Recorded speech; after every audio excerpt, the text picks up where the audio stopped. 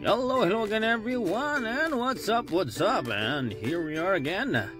Eto, pupunta po tayo dito sa likod ng bahay ni na Tita at Tito para puntahan po ang Gawod Plantation ni Kuya Marsan. At nang pagpunta po natin sa likod is ayun, bumungad na agad ang golden leaves na tinatawag nilang gawod ng Benguet.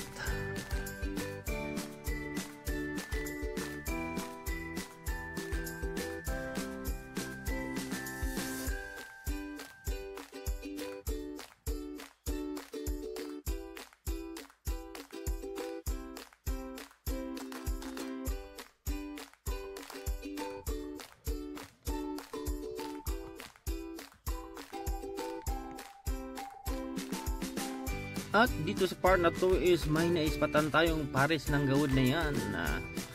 Yun, green at yelong buwa po na naggagandahan po.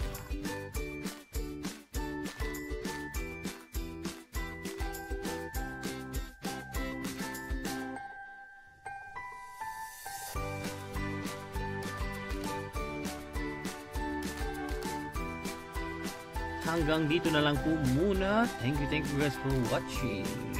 God bless us all. Bye-bye.